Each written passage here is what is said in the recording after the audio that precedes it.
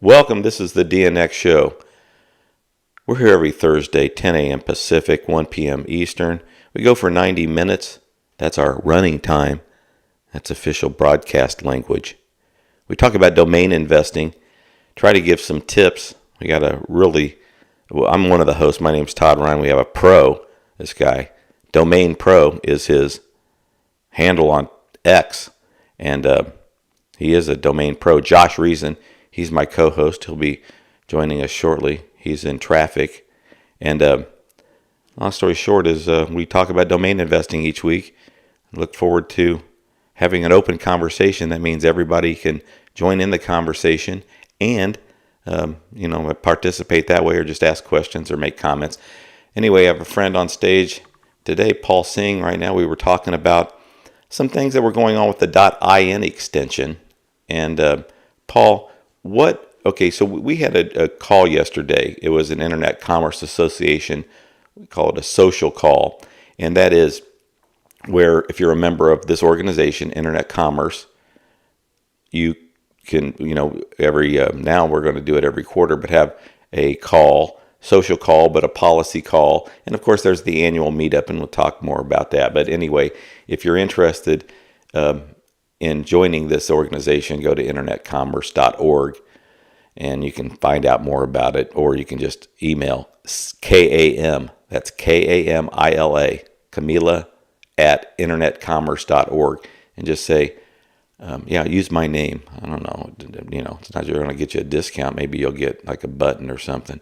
But anyway, tell Camila, I'd like to join. And memberships especially I want domain investors who want to say, listen, I just started. I haven't made any money at this thing yet. Matter of fact, this has cost me money. Can you give me some of it back? Now, at least you can say, I'm not even making any money. So I certainly want to, get involved at the lowest tier, which is $25 a month. But I think that's exactly why they have that, lower tier. Once you start making money, then they ask, as an individual, can you pay $50 a month? And then if you're a company and you're involved in the business, sure, they'd like to get more from you. And meaning because it's an organization that, does things on our behalf as domain investors, but also just industry entities, let's say. But anyway, so that's what I was talking with Paul about. We're both members. We were on the call yesterday. They brought up the .in, and that Zach, who is the general counsel for ICA, had reached out to Nixie, who sort of manages the .in extension for the Indian government, because they have been sort of clamping down, as they say, on domain investors. So Paul, give us real fast, so then people will know one time and we never have to ask again, the background of the .in extension, how strict the government has been. I mean, and it tells us, who oversees it, but how strict the government has been, what recently has happened, and what advocates like the ICA are trying to do to make things better for .in investors.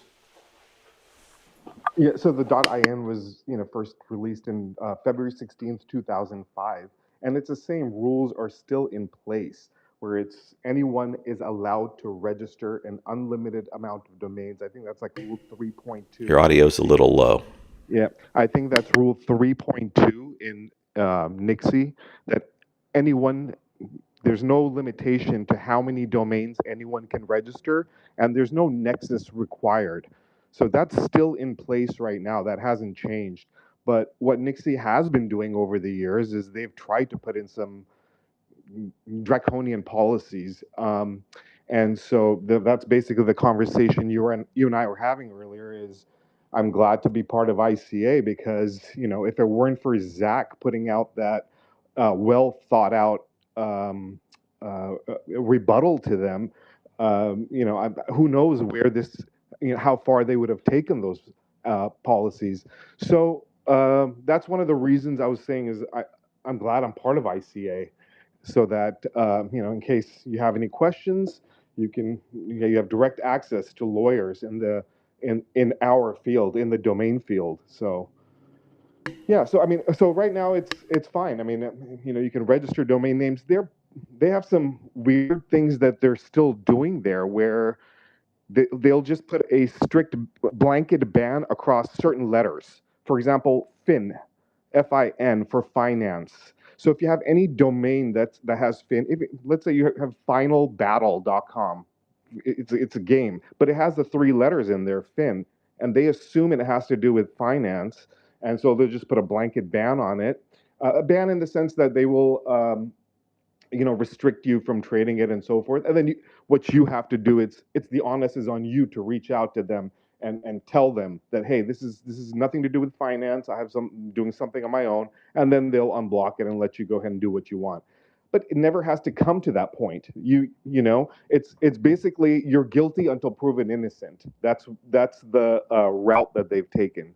So I mean, I'm hoping, it's not that big of a deal because so far it's been okay because you can just send an email to them and they'll understand and they'll take care of it. But it shouldn't even have to come to that point. They should be able to kind of sort it out in a better way. Anyway, Domain Pros here. Let's get back to business. Fantastic. Let's check Josh's audio, see how things are going. Hey, Josh, what's up? What's up, dude? Sorry I'm late. Sounds good. No sweat. No, we were, how do I do this? I like to act like that. No, Josh, we were just talking about, and we missed you yesterday at the ICA social. So we were sort of doing a little recap on that. But did you not know about it, or were you on to other things? What was happening?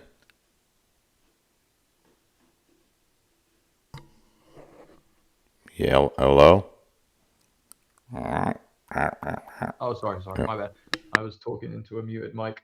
I knew about it. I was just busy, like catching up with work. I didn't get much work done in the summer, so the last couple of weeks I've just been like digging my heels in and working pretty hard, man. So, yeah.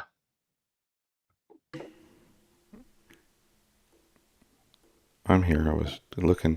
Why was it so difficult for me to send you the co-host invite? I don't know. Okay, so it's already done. But anyway, yeah, so we were going to talk.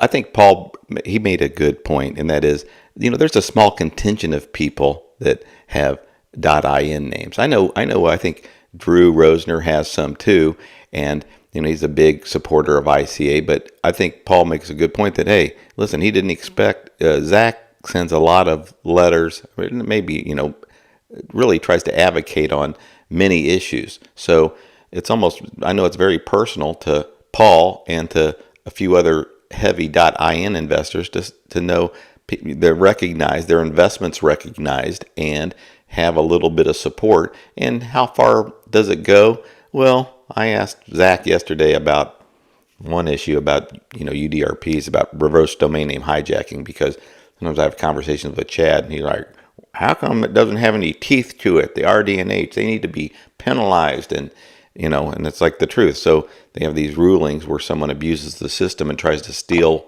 one of our names. I'm talking about from the domain investor perspective, and it's ruled, yes, they abused the system and should have known that they couldn't win this, hearing, and they were just trying to get a name. Usually it's like the Plan B type thing where they couldn't come to an agreement on a price, so they try to take it via UDRP, and the panelist catches on and says, yeah, that's an abuse of the system, but yet there's no penalty. So Zach was saying when we asked about that, yeah, well, there's ICANN's considering a lot of stuff, so it's long, down the list of things that they would be dealing with. So really, is anything ever going to happen on it? Likely not. Now we can still, as domain investors, try to press the issue, but just being upfront to say, yeah, it seems like UDRP reform gets pushed down the list, but it is we're keeping it on the list at least, and it is important because we're seeing more and more, and we go through these cases on Tuesday. Names get taken right away from you. There was a 4-letter recently that just got transferred away, and you're just on the wrong end, have a wrong panelist. Anyway, if you guys want to check out our outline, go to DNXShow.com. A lot of things that we haven't talked about been on the outline for. Matter of fact, I'm going to get to one of them right now. Well, a couple things. Josh, there was a post you put, DNX Discord is going to be giving away prizes and stuff if people join the DNX Discord. Tell us, how can they join the Discord and what kind of prizes? Yeah, you can join the Discord. I think it's my pinned post. Go to my profile and click on the link in my pinned post, and I'll take a link to our Discord channel. Just essentially DNX like store credit for domain registrations. We did a little World Cup bracket, so I think we owe someone $100 on that one. I think we're going to do a fancy soccer, a Premier League one for 250. And we'll probably look to do some other stuff like that, some just some fun things for the community. Yeah. Good. We're going to go back and forth. I know Arif joined us. He was part of the ICA call yesterday. And Josh, I wanted to mention after the call, Nat, who's the new president, agreed, yeah, you know what, we got to do this more frequently. It is a great way for membership to be heard. And why wait? Don't need to just do it once or twice a year. Plus, everyone really, it was a big turnout yesterday, 75, 80 people, close to 100. But it's a very easy way to, if you're like, I want to say something and I have something that I want to bring up, it certainly is the place to do it. And it's casual, but also it's just a big call with a lot of folks. Listen, it's, in the domain industry, it's the big timers, from the big brokers, Larry Fisher, Andrew Miller, Andrew Rosner, they were all there, saying stuff, being real funny. And then, of course, some lawyers were there. And then, but, representatives, I saw Mark from D3 there, really about everybody, from a lot of the companies were there, but mostly too, domain investors there. And domain investors sort of led the conversation. Talked a lot about the GTLDs, but Arif, what did you like about the call? I mean, basically a recap. The ICA doesn't mind that we share. They don't want to share anything that's personal content or confidential, but I don't think there was much yesterday. We want to increase membership. It's more than it ever has been, but we're going to have a big presence. And I say we because feel I'm part of the ICA team where we're going to have big presence at NamesCon and really try to have more calls for members, basically get-togethers, other than this, ICA meetup in Vegas and then those expensive ones like they had in New York. But Arif, what was your take on everything?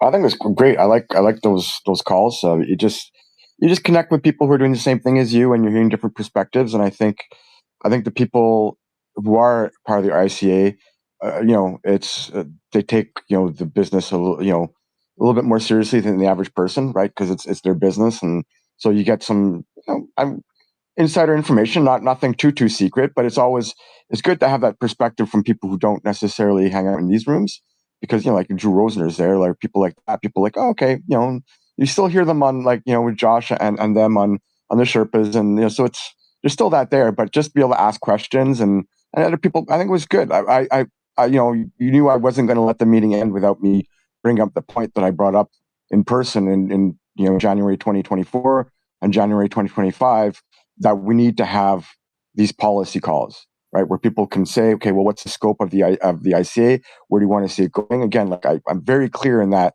I think the most important thing is sending Zach to these ICANN meetings where he especially the policy meetings where he pushes back in a room full of like 20 lawyers representing the trademark owners. We're trying to make more aggressive changes to the URP. I think that's number one importance, but I do think as the ICA is more than doubled in size, it's time to maybe think of other things, like even if it's just like stuff like the .in thing that Paul was talking about before, right? But for me, there's other things I'd like the ICA to look up. I don't know when we talked on in a future show or whatever it is, but it's just there are other things that's important in this industry that we need to look at in terms of is this right? Is it not right? And I don't necessarily have all the answers, but I do think we should be probing things a little bit more, especially as the ICA represents pretty much the industry, right? So yeah, I'm glad. So just to follow up on that, I did get an email from Nat yesterday, and yeah, he did say they're going to be looking into scheduling something, and I'm be very happy if it's the two social calls and then 2 policy calls a year. I think that's really good. So I'm happy about that. if that's what it ends up being, But I was also told a year and a half ago that they would start something like that. So let's just hope it continues this time. Well, I know we can make that happen. I mean, basically, Camila knows. Yeah, let's just schedule it, and it is nice. I see a lot of members in the room, a lot of ICA members that weren't on the call, and it is, uh, you know, fun to see everybody. And I was going to mention that I think with more calls, it's not going to hurt the attendance. I think people want to be there. But I was going to say, I hope Siger gets back in the room. I saw him earlier because I was just looking at a video of him. He's walking around Bainbridge Island. This is on X as I'm listening to you guys. He's got something on, like he's fucking running the 100-miler like Shane. Like if you look at this video, Siger's walking around a little island. He's got enough water to fucking last, or whatever he's drinking. And then he runs into, look who I run into. Let's guess before he put on the camera. Andrew Allman. Okay, so that's who he ran into. But anyway, Mike, I saw Mike and Andrew both, of course, on the call yesterday. And a lot of great topics. We were talking really about the GTLD round, and Drew said he was going to want to apply media options, didn't end up not. Andrew Miller, or no, who was it? Larry Fisher was going to apply, but didn't. And then it's like, all right, so you didn't. But we had plenty of clients that did. I was going to mention one of them here later today. They bought a big domain name.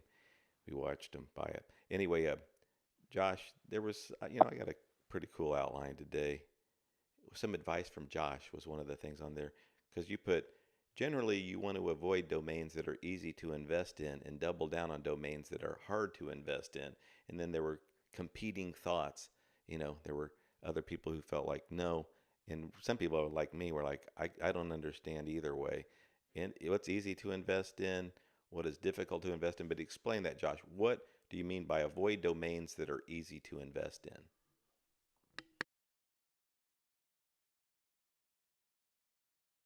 Well, domains that are on the market and easy to purchase.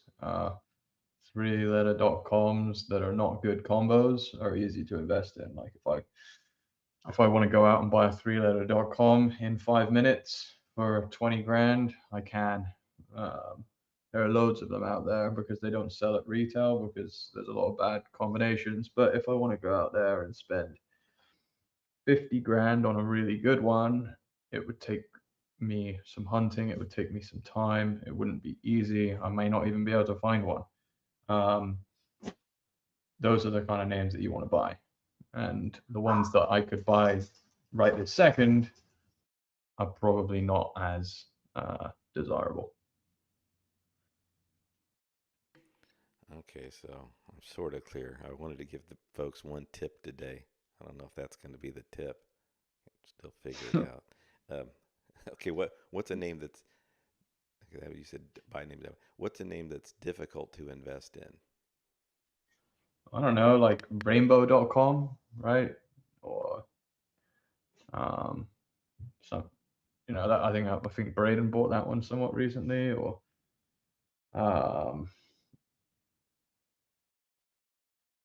yeah, any of the .ais that you see a Namecheap going to auction and selling for 50, 60 grand, they're hard to buy.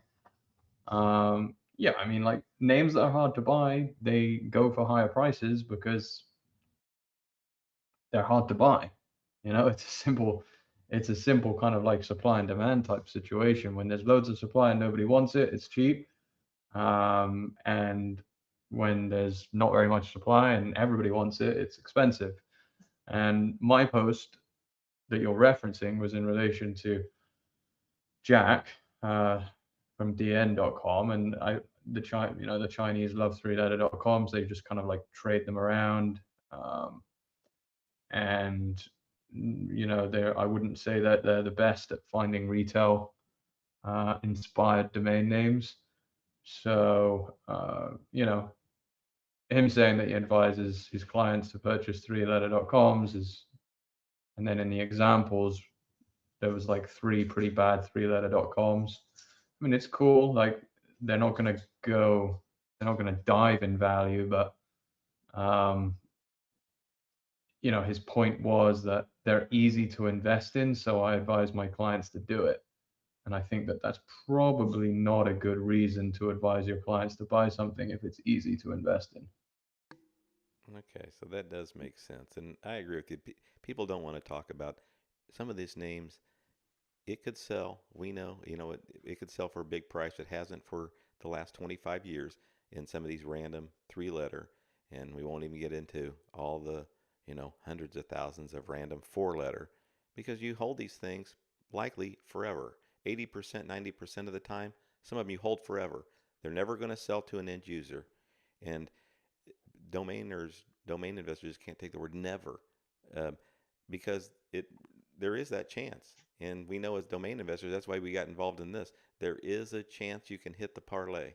I mean, there is a chance that you're going to have some, some luck mixed in with your skill, and you're going to sell the names, and you realize, well, I bought this because I realized NXY, does, uh, you know, almost pronounceable. But the point is, so I do understand what you're saying now about, um, and I got to get back to, I guess Siger was walking 42 miles. That's why he had all that water. I just read the rest of his post.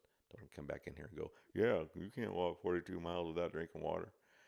And I'm sure we'll catch him again. If anybody wants to look at what we're going to talk about today, it doesn't matter. You can go to dnxshow.com, but no topic is off limits. And really just catching up on, there's just so much Twitter, domain Twitter content.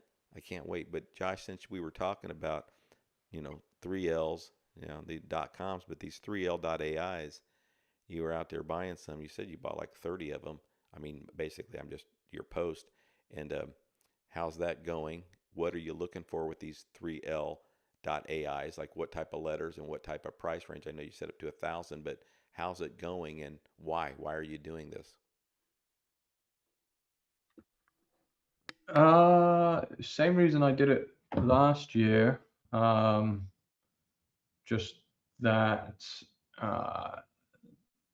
So I would say probably about 15 months ago, 3L.AIs were fairly easy to buy, and their value comparative to the rest of the .AI market was not kind of equating correctly in my mind. Yeah, Andrew, how long are you gonna walk with me? I'm thinking 3 miles maybe, and then I'll run back. Months ago, because your walking pace is probably 50 odd. Pretty good running. 3-letter.AIs, really good ones. Dude, that's a good workout today. I'm proud of you. Yeah, All right, and you are not wearing your DNW. I think I paid under $1,000 t-shirt today. Check that out. Darpin most is of going to them. be so They were happy. registered in, Darpin 200 gives out plus good TLDs. t-shirts. So All right, I'm within about 6 months, I 14 sold miles them into my walk around Bainbridge. at around 50 grand a pop after, just paying 700, 800 a pop. And then they kind of went up. They all got scooped up off the aftermarket. And we're getting to a point now where it's kind of like the next level is happening. Prices in one-word.AIs have continued, and two-word.AIs have continued to increase pretty substantially since then. And again, although the three-letter.AIs have now almost all of them have been registered, there's really not that many left at all. It's just slow. It's very slow in comparison to the brandable and one-word.AI market. So there's just opportunity to buy good three-letter.AIs still for around $1,000, which is just a way better risk-reward ratio than paying 25 for a one-word.AI. Now, don't get me wrong, I would prefer to have a one-word.AI, but I can get 30 or close to 30 pretty good three-letter.AIs for the same price, and they do sell. And if you are able to get good combinations, like I've talked about, I think that that's a better investment at this point than what I'm seeing out there in the market. So I'm just taking advantage of that. Well, people give X a bad name about posting things that you want in the domain space, and it's probably worse if you say I want, uh, some collectible trading card. But anyway, in the domain space, they're like, yeah, don't post what you're selling. It's never going to sell. It's a bunch of domain investors. Don't post what you want. You're going to get spammed with a bunch of bullshit.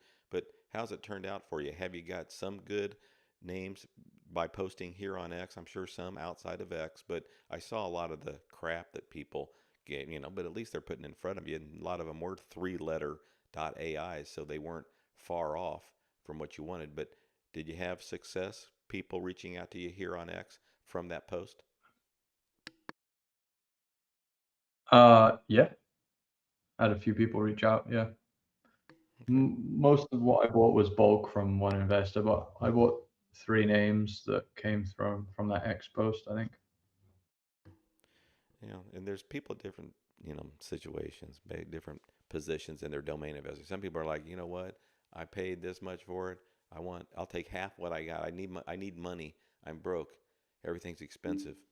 But and Mike, I was talking about you, Mr. Siger. So I see now. That's why you had all that water on your vest. So he's about 20 miles into this 42-mile walk today on Bainbridge Island. So I certainly understand if you stop listening to this, because this will just drag you down sometimes.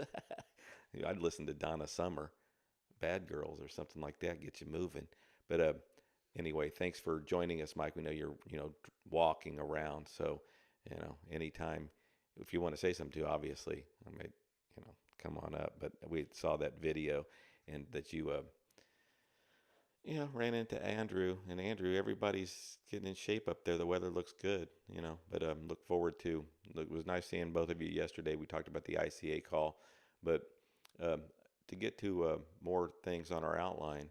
So Josh was just talking about, put out the word for 3-letter. I just Go ahead. I wanted to ask a question about what he was talking about. Yeah. So you expecting like maybe of your 33L AIs, maybe sell like 2 to 3 a year type of thing at around 50K? Is that kind of the expectation a little bit? I don't know. I have more than that. Now I probably have 80 or so. But hard to say. I mean, I think that I would expect to probably sell 1. But it depends on the price point. I moved all of the ones that were priced at 50K last year. Now they're priced at 120. I haven't sold any at that price point yet. But the thing is there's very little downside even if I don't sell them at retail, because the wholesale value is going up anyway. Yeah. So yeah. Well, that's cool. Good luck with them.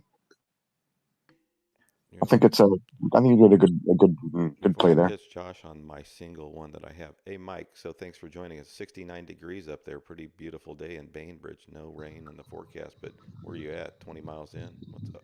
I am 18 miles in. Can you hear me okay? Yep. Yeah, really good. Yep. Okay. Yeah, I've got, this will be the only time I talk. Thanks for the shout out. 18 miles in, left Andrew a few miles back. A lot of car noise, and signal goes in and out when you're going around the island. So I couldn't get you back when you started the call, but here I seem to have a decent amount of signal.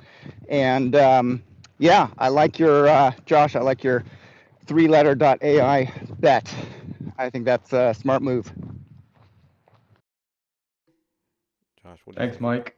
YGF, that terrible Y at the beginning, but I got it because your girlfriend. I got it when they were a bunch available, and still got a shitty one.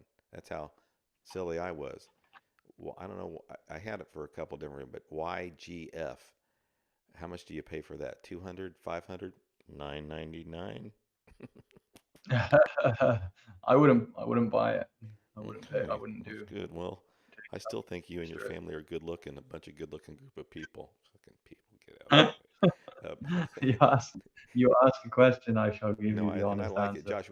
We're going to do people bring, like 100 name portfolio, a portfolio, and I want to have a group of, guys who are like, listen, if you got something great, I'll buy it, but it's got to be great. Meaning, if you got a great portfolio, we'll buy it. But if it's not, basically, I love I love people saying no, I don't want that, not even for $100. It really is the most valuable information domain investors can get. So then they can think, all right, I'm still convicted in my strategy, so I understand. Because I love when domain investors will say, well, you don't I know this business. I've been in fucking this area of business, and you don't know anything about real estate. That's a word they use, you know, Fizbo Mizbo. But the point is, I like, I know you're out buying them right now, three-letter.ai. I have one. You say, no, don't want that one. Now I know if it was abm.ai, you're thinking, Todd, come in, sit down, let's talk. You know what, Todd, you got a nice haircut today. You'd be real nice. I know. Yeah. It's all about the domain name. So no one should take it personal. It's just sometimes, I know me, I'm like, all the crap that basically I don't want your bad ideas for a domain name. I got my own. So if it's a bad domain name in my portfolio, I made that decision. But probably won't pick yours. But anyway, I like that you're out there buying stuff. Um, basically publicly. That way people know, hey, um, there was something else here. That cool little thing you did like about 3 or 4 months ago? It wasn't 3 or 4 weeks ago, I guess. What's in your $100 domain sale? Josh explains with a beer. Okay, so I thought it was pretty cool. I don't drink, and I thought that is cool. Basically, you were just showing when you sell a $100,000 domain name, what you're not seeing beneath the foam on the top is the expense of the domain name, the commission on the domain name, all the other fees, and you come out with a lot lower figure than the 100,000. Um, if you remember that post, tell us some of the things that domain investors need to know. Basically, people on the outside, when they see us sell $100,000 name, behind the curtain a little bit. What are the expenses you were talking about, and basically realistic numbers that you get when you make a sale like that? Yeah, I guess it depends on how you've got your business structured, right? But for larger domain operations where, it truly is a business, um, you've got, like you said, let's say the sell price is 100,000, you've got maybe a cost basis of 20,000. So there's an 80,000 spread there. If you're operating as a business and it's not an investment, there are different tax strategies and structures and what have you. But best case scenario really is you're paying capital gains tax. So that probably knocks off another 15 to 20 grand off your profit. Um, in general, there's business overheads that almost every domain business has. Even if you're a hobbyist, you're probably going to run into some of these things, least of which, portfolio renewals. When you're talking about .ai domains, those are pretty substantial. Tools and subscriptions, those can get pretty high as well. If you've got high value names, you probably are going to run into potentially some legal issues here and there. I mean, most of the big domain investors that I know have had to defend themselves against, like you talked about earlier, some frivolous UDRPs.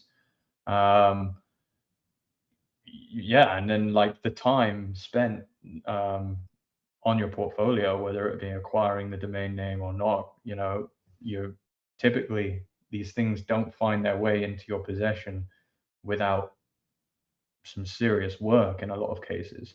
I think most serious investors are spending many hours per day on their domain acquisitions in their portfolio. So you see someone making $100,000 sale, but they're not making $100,000. They're probably making 50, and in some cases a lot less, and in other cases they're actually losing money. So yeah, it's there's always more than meets the eye, right? Yeah. No, and if anybody wants to come up and I would say add on to that point, basically to tell, throw some cold water in domain investors, the new one, their face to say, listen, it can be good, but these are some realistic things. And there's, right, always things that aren't told. I like that you said it could possibly be losing money, but I think I'd like to post it. I made another $100,000 sale, two more, and I'll officially be broke. No, but it the when it comes to right taxes, your expense on the name. But a lot of people when they sell a name that's more than 50,000, usually that's not a hand register. Okay, so let's face the music. But you never know that people they just hey we sold another name and they all want to act like it's one of these old guys that we know. All the guys I know they must have bought it back in 1995 and they sent in a note. Via snail mail and they had to explain why they wanted it. No, now it's the second, third, fourth generation of domain names. They've switched hands, and many times they have the $100,000 sale that Josh is talking about. Yeah, it was a $20,000 acquisition, and that person that bought it for 20,000, that probably wasn't when someone spends 20,000 on a name, even 5,000 on a name.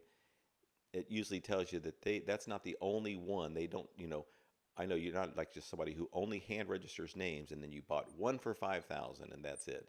Usually you're somebody who has decided that you're going to spend 3, 4, 5 figures on a domain name if you feel it's worth it. And so you end up building a portfolio that way and you have a lot invested in your portfolio. Um, I guess, Yeah, there's yeah. it's always the bigger picture, right? Like, I mean, the individual cells really don't tell anything at all. It's really what's going on in Holy shut the up! rest Oh, but yeah, and so it's really like like how many domains did you not sell that year, right? How many domains at like $10,000 or $20,000 are they still holding that's not sold, right? Those factors are really important. I think we often hear, especially on Sherpa in those ranges, people who are successful, right, and who are I think positive overall. But even then, it's like hard to know what's the reality of it, right? Because obviously people are going to be private to some degree, but that's why for me, like I started with smaller domains so I can get some volume and stability. I think longer term, yeah, definitely. I think what Josh is doing, investing up and getting higher categories, is if you're doing it full time, that's the long term goal, right? Because you will get higher margins or higher profits. I think as you get higher. But again, if you're only buying like 5 of those types of domains, well, even if you have good ones, you might not sell one for 7-8 years, right? Which is still a better sell-through rate than the bread and butter domains. But it's like you want to get some stability in there. You want to start making some profits, and then once you're making your profits, start growing up if that's something that you're comfortable with. And obviously, don't change your system if you're not comfortable buying in different tiers. But if it's something you can learn or you like, then yeah, you go for it. I think it's important to really stay in your zone and be profitable, and then slowly make your way upwards, so you don't lose too much when you start out. Yeah, and to start out, it's just tough when you say be profitable. I guess it's more of turn profitable because everybody starts out and unless you bought a name and immediately sold it, but you start out not profitable. So most people don't even you know turn that corner, and it's not bad. I prefer when someone says, "Hey, look, I got fucking 600 names. I've hardly sold any. It's only cost me money. I'm getting out of this business. It's obviously not for me. I sprained my ankle, and um, if there's anything in my portfolio that you find of interest, take a look at it here and let me know. But I'm done. Instead of, you know what, I'm going in a different direction. Uh, and I think I'm going to spend more time with my family. But I mean, the point is just a lot of, even if it was 50%, and of course we always say it's like 95% of domain investors don't really make money off of it. It's important. That's like I like to say to it's like somebody, if you're talking about, protecting people, Arif, it's like when someone's walking into the big poker tournament to spend 10,000 bucks to buy in.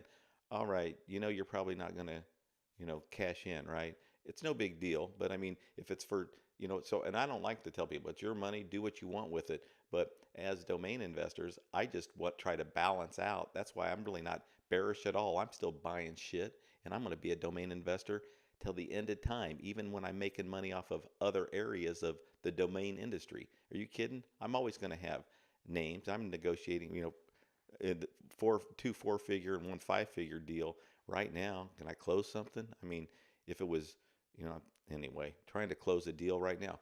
I'm always going to be a domain investor, but I just want to balance out all the bullshit of just it's constant, good news. But I understand that's how it's supposed to be. I mean, people are supposed to, they want to flaunt their successes and brag about their successes, and you don't tell people when it's hurting, but yet it's a big part of this business of, when you're trying to figure out how to make money doing it, because it is, that's why we call it domain investing.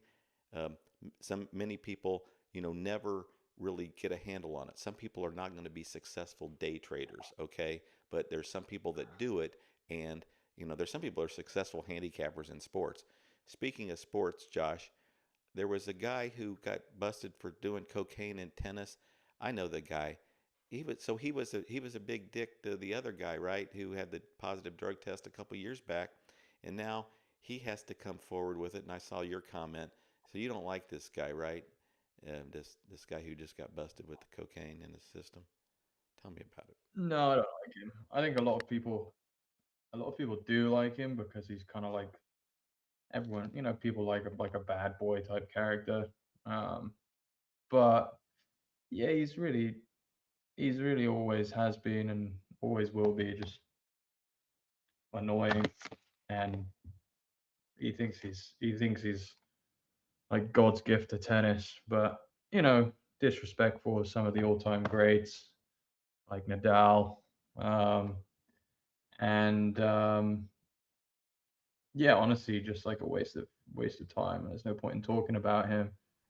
Yeah, he was shitting on Yannick Sinner about what happened with his doping allegations, which you know a lot of people will say, well, Sinner got there was a small dose of like a performance enhancing substance, and Nick Kyrgios is different. It's just cocaine. It's not performance enhancing. Like, not a big deal. And it's like, well, sure, I'll take the opposite angle to that. That Sinner's was a contamination through his physio, uh, allegedly when he was getting a massage or something like that. And it was a very, very small amount, and I think most likely not on purpose. While Nick's is, just being a bad ambassador for the sport. So yeah, just because it's cocaine, it doesn't mean that that's fine. It just means that he's not taking the sport as seriously as he probably should. And yeah, and he's just a hypocrite on top of that. And yeah, I don't like him. Yeah. Okay. Well, when you want to get down on the ground. Hey, and you said about the topic. Yeah, fuck the topic. I mean, I know I'm trying to just make this thing fucking float. I have nothing to say. It's 10:50. We go 90 minutes, so we got 40 more minutes.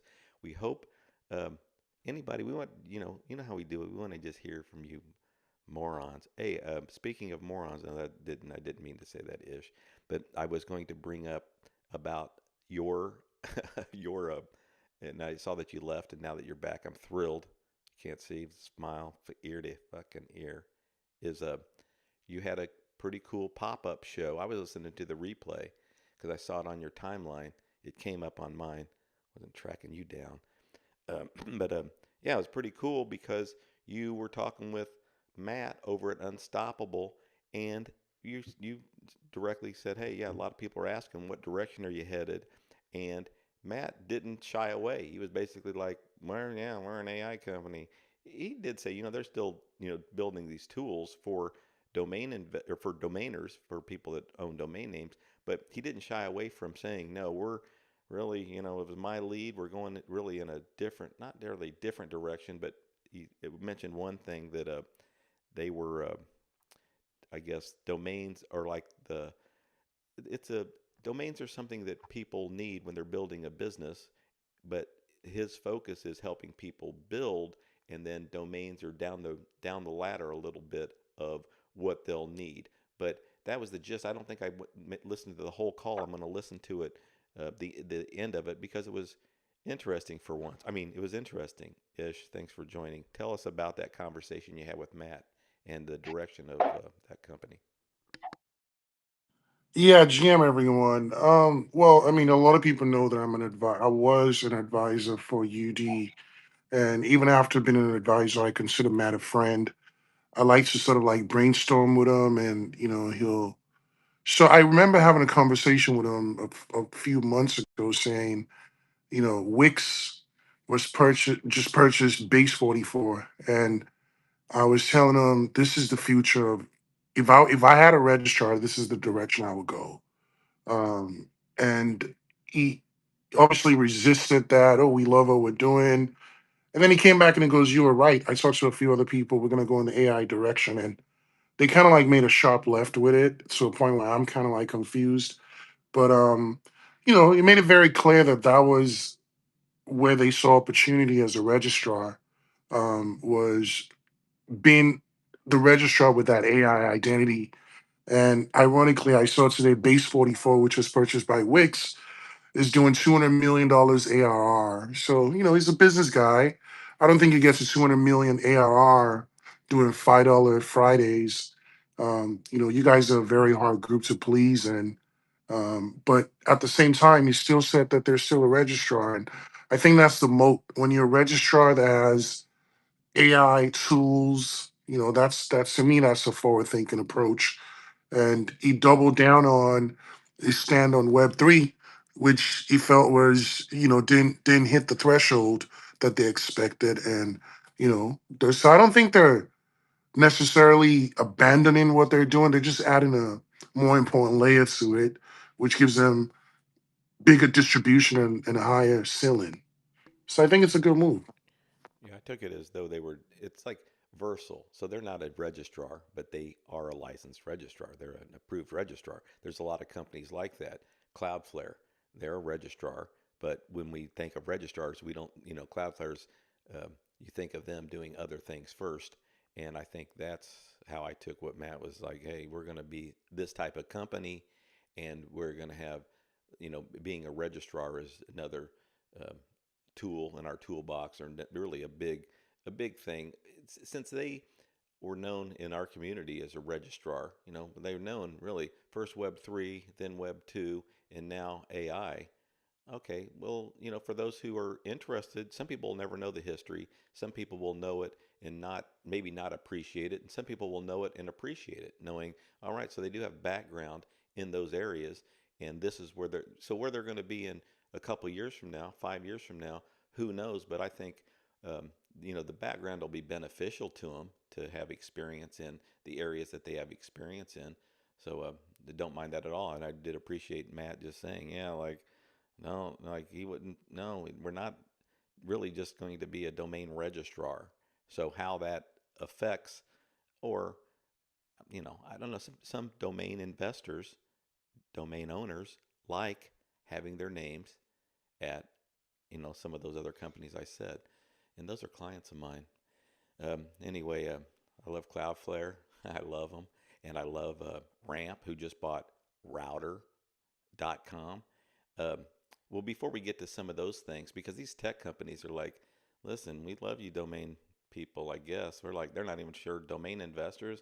We just consider them users. Okay, so this Telegram thing that's going on, and I guess Matt is advising Telegram, but I was, No, no, they're not advising Telegram. They're the DSP for Telegram, but contracted. what is a DSP? I Yeah. know an RSP. That's what I deal with every day. So what is RSP, my bad. Okay, yeah, RSP, okay. excuse me. I noticed that on RSP, the show. yeah. I was like, and I thought that's what you meant, but I thought, fuck, who knows? They could be trying some hybrid thing. But okay, so the registry service provider, and okay, interesting. So in people, it's the topic. So .gram.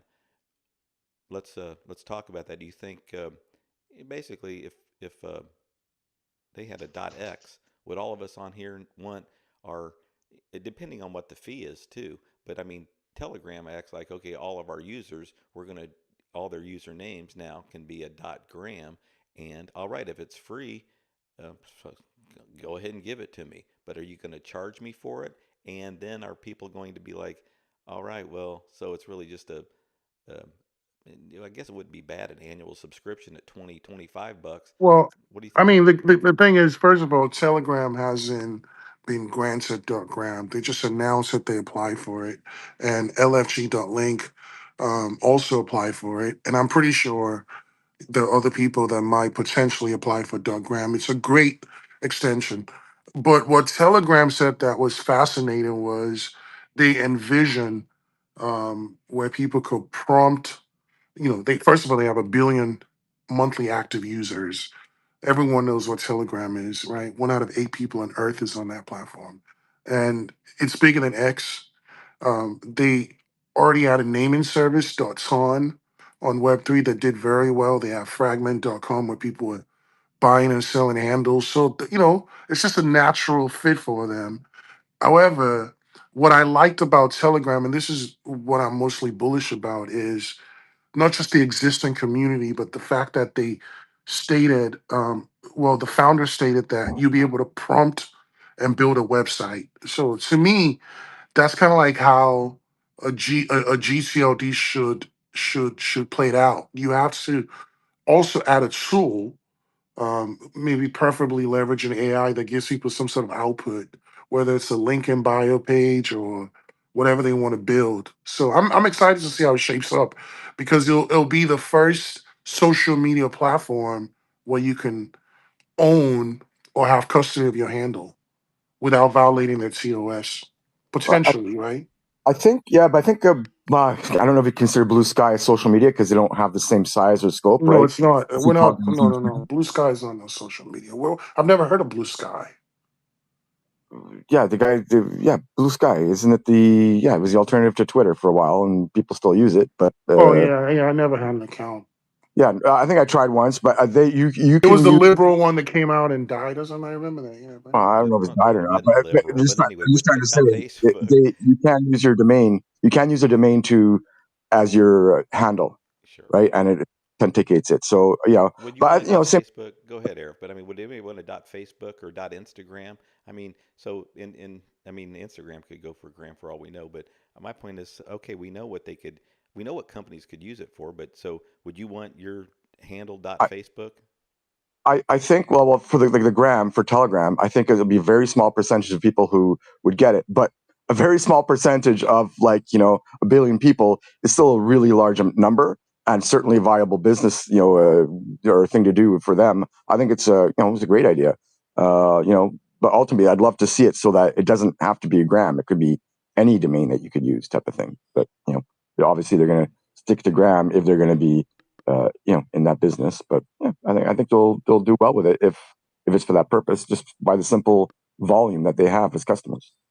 And I was being, playing devil's advocate there because I could certainly understand that the platform would say, well, here's what we're going to do, whether they like it or not. You're going to get your dot Facebook or dot gram, and there's things that they can do that would increase their security, certainly to say, okay, here's how we're going to interact with you. And, if it doesn't come from dot, well, I don't know what I'm trying to think because it's almost like a community TLD, but yet if they opened it to the public and people are allowed to just go ahead and get, you know, um, Todd Ryan Graham, and then what features or what um, capabilities will I have with it? Can then I send emails from that? I guess what I'm getting at is because then they could obviously this keeping it more private or more secure, more like a brand TLD would allow them to say, hey, I th- you get an email from Facebook, it's from us. But if they're just letting everybody, register these names, I guess we'll see how it plays yeah, out. I think like okay, obviously the pricing is going to be totally different, but Dot Inc. They actually bundle some services along with the domain. Like it's not just the domain you get for $2,000 a year, right? I hope not. It's just that, but they have other services and stuff like that. So yeah, it would be exciting to see some of They these. they don't bundle anything. They just sell the .inc. I don't know what other services they bundle. I thought they had other stuff I've with it. spoken with the founder before. They don't bundle anything with it. It's a standard domain name. The only Okay. reason why they're successful is because they only have a handful of registrations, but companies buy that as a Yeah. mostly as a defensive hold, and some people use it as their main domain name because they can find good SLDs with it. But I don't think they bundle anything else. I know that they had something to do with what was it, Box, which was bundled with some Web3 utility, but like a wallet address or whatever. But .inc is a typical Web2 DNS GTLD. Yeah. Okay. So in October, when they do the reveal, and there's just a ton of companies that are announcing what they've applied for. People have different reasons of why they think. They think maybe because there's this. ICANN wasn't clear. They were clear that after the reveal date, you can't contact other applicants. Okay. No applicants can talk to each other. You're going to have to sign some, penalty of perjury statement when you sign your contract with ICANN before they delegate it to you. You didn't, talk to any other applicants and they find out that you're lying, basically, yeah, you could lose your money and not get your string and all that. So they are going to be strict on it after reveal day, but they weren't saying there's no concrete, policy for what happens prior to that. And reveal day is probably going to be, say, mid-October. The exact date hasn't been decided yet. Uh, but so why would companies, list it? But well, maybe they're looking for financing, or they basically looking for other partnerships, or wanted to speak to other applicants, or also just to put it out there and see if other people say we're also, applying for it. Maybe some companies will back off, but there is the risk too over these next couple months. Objections to, who's competing with .gram. Somebody could object to Telegram owning it for whatever reasons, and there's going to be lawyers that are going to be stepping in to say, okay, this is contentious here. This is a contention set. These two names. We want to object to this other company's application for this, and this reason. A lot of smart companies aren't making anything public because they don't want they don't want the people preparing the objections early, because you're still going to have a chance to object after reveal day. Okay, so that's when ICANN assumes that everybody's going to know about all these extensions. But it's going to be interesting. I mean, I guess it's more interesting than for the common domain investor than I thought it would be, because we all talked about last time. No one cares. Is there going to be anything worthwhile to register? What are the good extensions this time? And seems like there's some excitement about it. I was looking at our outline because there's two topics sort of related to this I wanted to touch on. One was about Josh mentioned earlier about Jack at DN. He was saying it's a good thing. It's easy to invest in three-letter.ai. He was also saying that he was willing to buy a two-letter.com for $1 million. And I want to ask Josh a couple things here. One, in a ballpark, I know there's no way the answer to this first question, but DN.com, okay, they got a ton of names, and it's like the expense, short. We don't know how valuable, but they spent a lot of money acquiring this portfolio, and I don't know if they sound like they're still in that mode. So two questions are, it's a weird one. The first one, you're going to think, fuck, Todd, I don't know. How much do you think that company has spent acquiring names over the last 5 years? And then second, is buying any two-letter.com, even the worst combinations, if there is one, worth $1 million? I mean, do you think that $1 million floor for a two-letter, does that make sense? Yeah, I guess let me take a step back there. Are any two-letter.coms worth $1 million? Yes, they are. I think there are probably some that are worth less as well. There are some that are worth a lot more. It's obviously a super scarce asset. I think still the holy grail of domain names, really, I mean, if you exclude x.com, is just top tier one-word.coms. They continue to just do crazy numbers. In regards to DN.com, like, I can't tell you that I know the ins and outs of his business. I've never actually spoken to him in person, although I do, follow the industry pretty closely, and I do have a pretty good idea of what he buys and how much he pays for things. I think there is a lesson to be learned by someone like him, and I'm going to assume that he does okay, and it's not because he's not a particularly good investor in my opinion, but one thing that he does well and is a testament to what it takes to really make money in domain names is does attempt to buy the best possible domains. Sometimes it seems that he ends up way overpaying for a lot of names. And I think occasionally, just with the difference in, the Chinese and the US systems, like sometimes they'll end up buying names that look good to them, but are not maybe as good to us, certainly from a retail standpoint. And I do think that generally the retail market is pretty centric to the US. But where I was going with that is because he invests in the best of the best, and even though it seems like he's paying a very high price, he'll buy names from James a lot, Booth, and he'll buy names from Andy, and he'll pay prices that seem extremely high. I think they may be working on a deal right now. I'm not going to say anything else about that, but to me it seems high. But in principle, he is buying top tier domains, and when you do that, it's often hard to lose. So you don't need to necessarily be the most astute buyer or get the best deals if you're investing in the top of the market, and that's what he does. You invest in the top of the market, and when you do that, it's pretty hard to fail. So I'm going to ask, so the floor of a 2-letter and the floor of a 3-letter. These are things we followed forever, but what would you say is the floor price for a 2-letter and the floor price for a 3-letter? I've never bought a two-letter.com, so let's just put that out there. I think right around 500K is probably the floor for a 2-letter.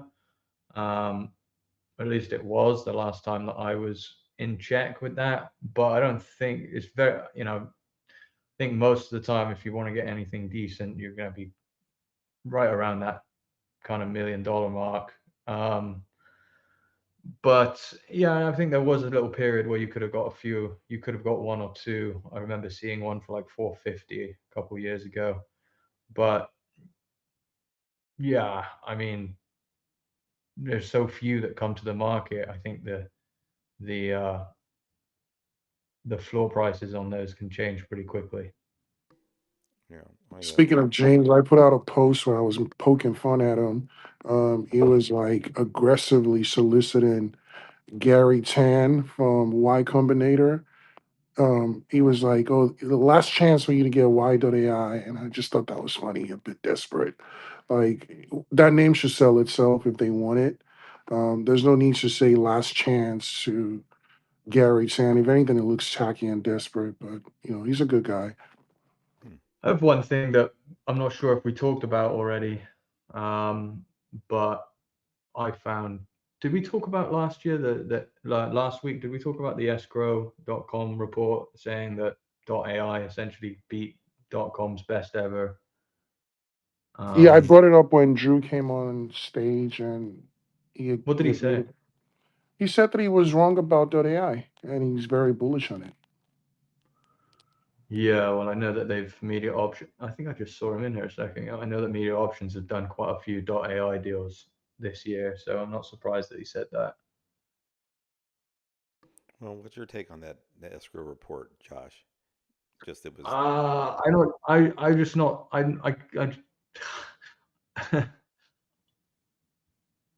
feel like there's some mental gymnastics there. Something didn't make sense to me. I think. Did you see me?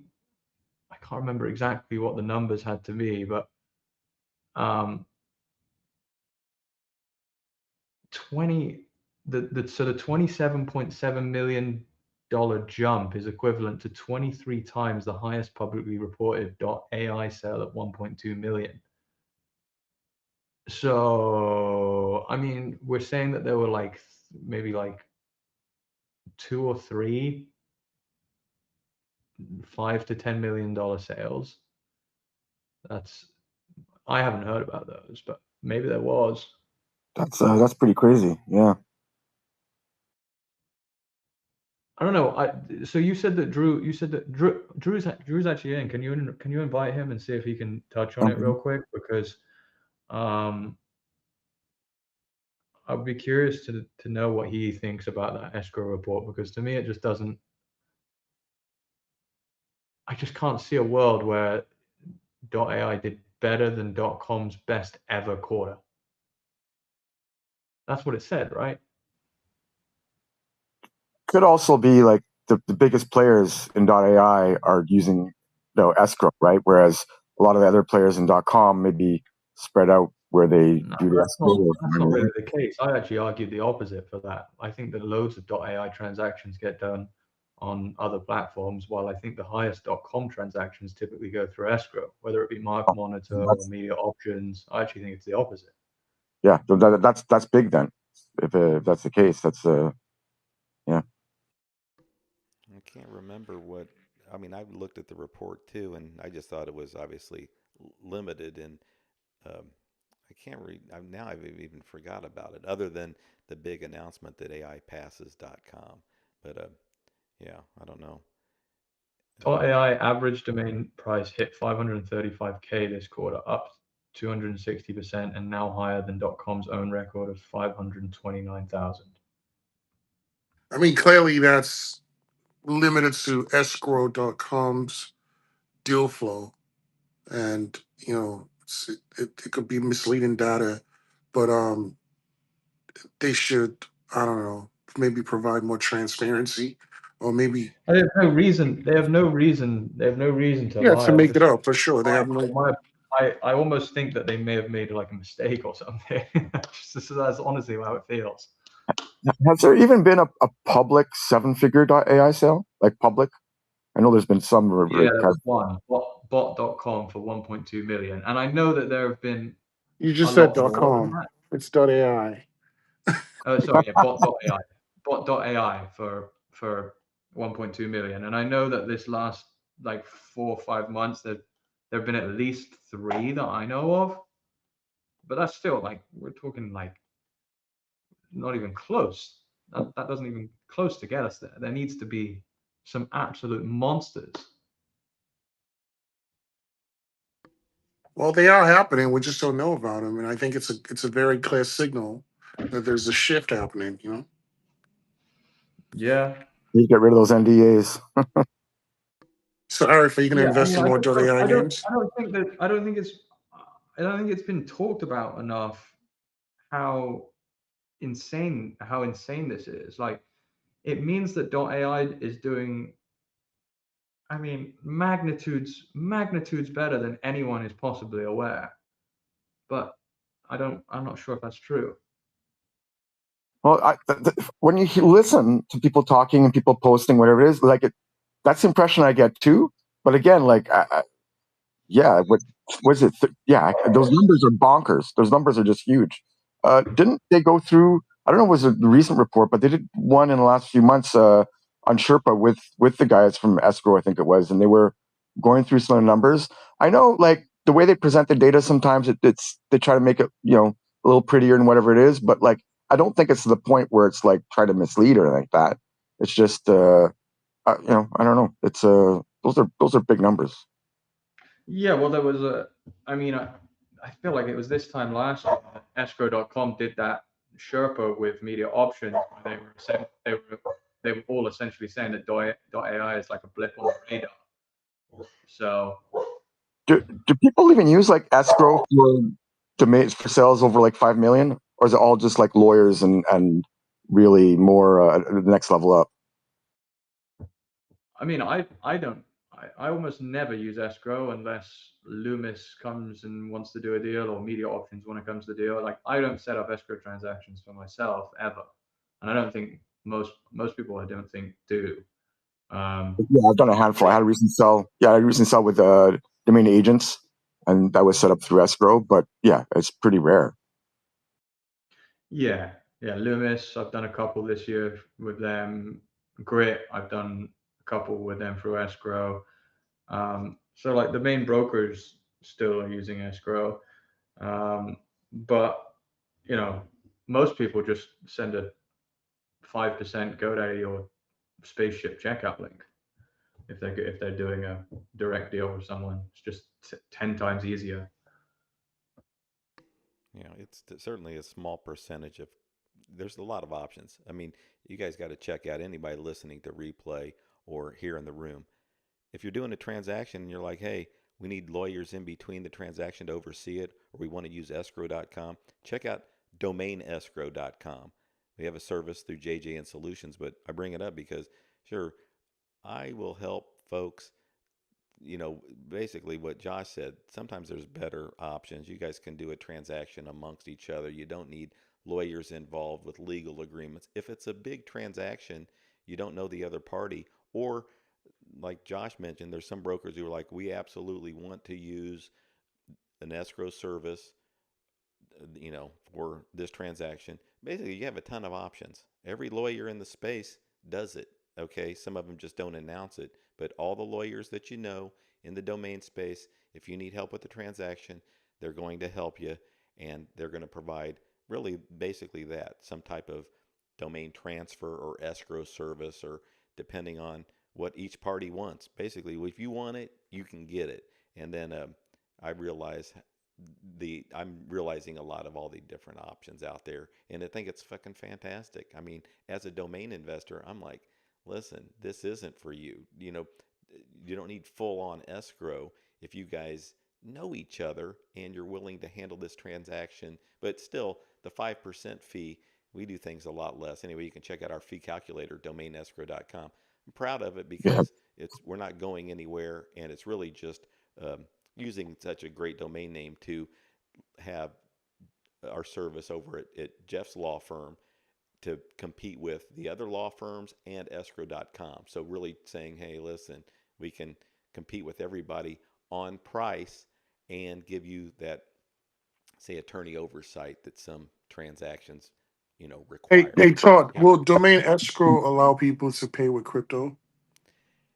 Yes, and if you pay with crypto, that's the only way. We don't. One thing we won't do, and I think Steven does it, is accept cash and turn it into crypto for you. So yes, we will accept crypto, but if your buyer pays with crypto, you're going to get paid out in crypto. So most people don't mind that, but some people want a conversion, and that I've been clear on with some folks that no, you can't get paid in crypto and then paid out in cash, or vice versa. So you're going to get paid in the currency that they pay. We don't do any converting. Yeah. I was going to say also, like for me, escrow.com, I don't consider their basic service, like the one that most people use. I don't really consider escrow, right? It's the concierge service, which I think is more escrow because they hold the domain and the money at the same time. Whereas their basic service, no, the money gets paid and then you give the domain, but you don't get your money until the buyer actually confirms the receipt. So they don't get to their email for 3 days. Well, you don't get paid for 3 days. Now, in fairness, I think the vast, vast, vast majority of transactions on escrow go okay, and they have contacts at the registrars to make sure things happen the way they're supposed to happen. But still, technically, it's the real escrow for them is the concierge service, which is double their listed price. Right. So, And no one, that's why you're right, Eric. And we have, a sort of a standard service and the true escrow where both the domains and the money are held in escrow. But there's some strategic ways. Basically, we're working a deal right now that if I was, a seller, I like this, and that is get paid directly from the buyer and then but transfer the names into an escrow. So basically, you don't have to. It's really just the same as sort of a standard service, but you're escrowing the domain names, not the money, and then that way the seller gets payment direct, not going to this third party and then waiting for the distribution. You're still secure. There's ways to work it, but I mean, bottom line is when you're if you want something, you can get it, and there's different ways to, if it's a bulk sale, you're selling 10 names and it's a lease to own, there's things you want to consider. So it's nice to have a third party, especially, let's say lawyers, to say, here's part of the agreement. And I'll tell you, there's just no money in the escrow. It really needs to do a lot of transactions because let's face it, it's a couple percent and there's a lot of work involved. So now the more transactions that we do in that area, I realize I see why these other lawyers they're so slow in paying. Lawyers are just slow in distributing, basically being attentive. And then I see why escrow.com has sort of thinned out I think their staff, but and then issues that they have because you you make little off the transaction, yet you're really expected to be attentive to it, oversee it closely, and it's sensitive for a buyer and seller, but yet it's just basically you're doing a Visa transaction, but yet Visa, when you do that, they're not involved. They're just beep, beep, beep. But with these escrow transactions, you got to slow it down. You're sending agreements to parties. You're making sure there's a meeting of the minds, and then you're having to, distribute one thing or another, either transfer domain names to a party or money to a party. All right, we're going to go on for about another 10 minutes here. Let me look at the outline. If anybody has a topic they want to bring up, go ahead before I find one of the ones on our outline. We got so many. I'm glad we're getting to some of them because I can have a fresh outline for next week. Yeah, I had so domain escrow I just talked about is $1 million. Okay, that one. Will AI agents make domains less important? You know what? That was a topic. Shane was here. Anyway, that was the topic that he also brought up. I had on our outline for a few weeks. I But got I got a question. Maybe this is a good topic. So this guy bought Grok.bots, and he's asking for $1 million, and his name is Sarab. He just reduced it to 300 grand. Isn't that like a what do you call it? A trademark um, infringement? Like, what are you guys' thoughts on that whole situation? At that price point, it's hard to argue otherwise. So yeah, And then it you're just targeting Elon. You're tagging him. Uh, well, like at like $1 million, yeah, $1 million with $300,000, who else is going to buy it, right? So the panelist in URP is going to be like, well, that's targeting, right? I know Josh doesn't like have the dollar amount matter, but reality is that in many cases it does. I think Todd probably would answer that a little bit more as well, but what was the name they got? Were they going for .grok? What I didn't catch that. What was the domain? What is that? What is that? What is that site that they put up? That is crazy. What was the name Grok, again? Grok, which Grok. Yeah, is I know, but Grok yeah, Grok. what? Grok dot what? bots, Bot. BOT. Oh, Grok dot bot. Well, yeah. I mean, especially they'd have to anyway. They're just going to have to say, here's why I. Look This at the is site. So look at the site real quick. okay. I may have won the dumb luck lottery. It's one of the dumbest sites I've ever seen.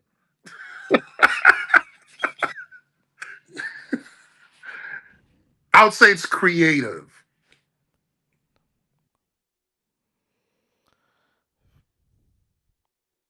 People think they plus have a first. also mentions, yeah, plus he also mentions X AI. So that's Yeah. yeah, Yeah, that's but I think he's being smart. Like he's basically rolling the dice. Like, okay, I'm gonna talk to Elon in a way he can relate, and you know what's the worst that can happen? I well, drop it. he loses it in URP. Yeah, I mean the thing Whatever. is, so you can be aware of a trademark before you register. It's not like, oh, you obviously knew of it. Okay, that's fine. You can know of a mark, but you're like, people want to stretch that freedom of free speech, the First Amendment. So they don't understand. Listen, this is just an administrative hearing. I mean the UDRP, and depending on who the panelist is, but yeah, the panelist is going to say, what were you? If it's real criticism or real, it doesn't have to be criticism. You can praise them, but we need to know your intention. And if you don't answer, then whatever they say on the complainant side, we might end up believing and just go with it. But what is your intention?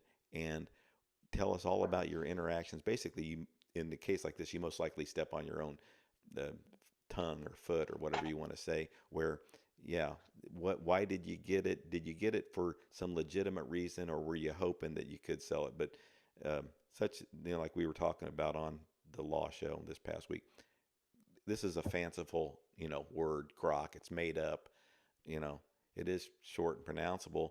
But if you said, hey, I've used it even before they had it. I used it for geriatric rehabilitation of Kentucky. Anyway, the point is there are some expenses, but now that we see what's on the, yeah, they would look most likely.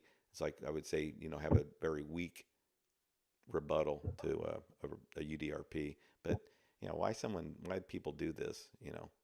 To want to interact with famous people. A lot of guys register CEOs' names. Hey, before we go, I invited NC up here, NamesCon, just to say, hey, so this event is, 11 weeks away. And I was going to ask if there's any latest announcements because the agenda is really, filling out. It's looking like it's going to, I'm excited about the event. I think tomorrow the prices increase, and you can, so if you haven't got your ticket for NamesCon, go to namescon.com, and I have a code TR20 that I'm free to share for 20% off. So if you haven't got your NamesCon ticket, TR20 give you 20% off, plus you're getting still not the final price, a lower, somewhat early bird price still, and that'll end tomorrow. So I'm really looking forward to it. Josh, I know you were like on the fence about it, but now I know as things get closer, I sure hope to see you there. But did you take a look at the agenda? Are you keeping up with what's going to be happening at NamesCon, whether you attend or not?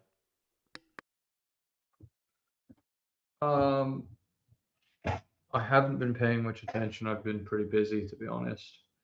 Probably, yeah, we'll see. I mean, if NamesCon want me there, I might come, but Well, we'll I see. have some things that, I'm going to talk to you. I'll talk to you before our show next week about exactly that. Some things that they're doing different. I hope this is Ollie on stage that joined us, but he's going to tell us about a couple. I want to ask about the couple stages. There's also a new sort of interactive white room. But thanks for joining us, and please let us know what's going on with NamesCon, the latest agenda announcements, and thanks for being here. Tell us what's up. Hey Todd, it's me, Ollie. How you doing? Very nice to have you here. Hey, and I look forward to meeting you. I'm getting ready, but I got all sorts of things to say. But nice having you here. Tell us what's going on. Yeah, so yeah, super busy right now. Just all hands on deck. We're 12 weeks out. Yeah, around 3 month mark. Yeah, I mean it's looking good. We've made a lot of edits and adjustments from last year. A big thing for this year was taking on a lot of the feedback from last year, and there were certain aspects that we know didn't work with people or didn't really resonate. People didn't appreciate whatever. So we've taken a lot of that on board, trying to fix it up. We just released actually the agenda preview, which obviously looks at the panels and the sessions and the keynotes that are coming through. But we also just released an updated floor plan, which quite frankly isn't really an update. It's much more of an upgrade. Last year we were told about 2 weeks before the event that the main toilets, the bathrooms, were out of service. So we had to improvise, and we got portable toilets in, which was not good. We know that. So this year there are legitimate bathrooms, which hopefully people appreciate. But yeah, there's a lot going on. I mean, we're seeing tons and tons of registrations, which is great. A lot of people getting in touch, asking for visa letters. So there's people coming from all across the world, which is awesome. But still seeing a lot of the sort of Florida domainers come on board too, which is really cool. Oh, I mean, Josh, hearing Ollie's accent too, you're thinking these are your people. So yeah, we got to get Josh on. I know they're still deciding on some sessions and some interactive sessions. Tell us about two things, Ollie. One, what is going on with the more interactive sessions, and the second thing is tell us a little bit about the finale. Rick's giveaway. Oh yeah, of course. So this year we introduced the Florida Room. So the Florida Room is, an interactive space, where people can come and do sort of like roundtable discussions and actually talk with people. And, we'll have someone hosting these roundtables, whether it's a domainer or a registrar, someone in the space that, they know what's up. And it's a real sort of chance to just have some real candid, honest conversations, just perhaps what you hear on stage might, be not the full truth or whatever. You know what I mean? Like it's a very open discussion. So we're keen to introduce that sort of stuff. We also have our keynote, Emmett McHenry, who was the guy that introduced domain registration. I can't remember the date of that. I should probably know. But he's our keynote, and he's going to be doing a Q&A. So that's really cool. We've seen a lot of people sort of register their interest on that. So that's cool. And then, we've got Rick Schwartz, the domain king. He's on site. He's going to be giving away his Bentley to the winner of the Beanstalk Challenge. I think he's got something like 72, like it's in the 70s. Companies, startups up and running through his domains that he's passed on. So I mean, it's super exciting. It's forward thinking. But I mean, there's already a lot of people have been getting in touch, specifically asking what time is the giveaway for the Bentley. So it's up on the website now. So we're excited to see that. Yeah, I love it because it puts the, it's not like Rick can back out either. So it's like, hey, I was running a conference. I think, yeah, you want to give away a Bentley at the show? All right, we'll schedule you on here.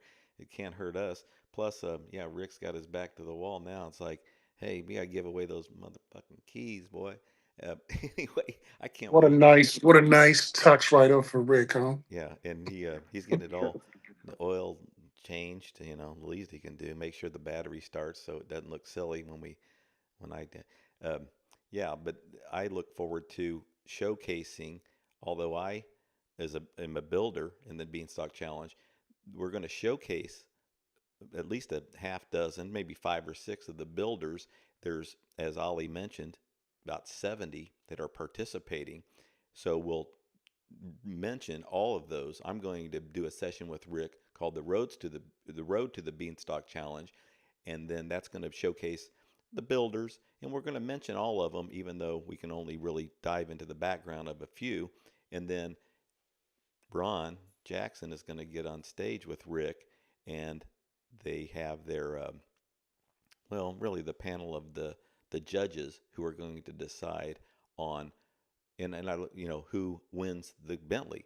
And I look forward to hearing more about, and that's something I'm going to take a look at these next few months, is the actual criteria that the judges are going to be ruling on, because it's not like, if it was just about which site has made the most money, well, then, there's different ways people could manipulate that. And also, is that as important as, I think some of us have some pretty big companies that are interested in the platforms that are being built.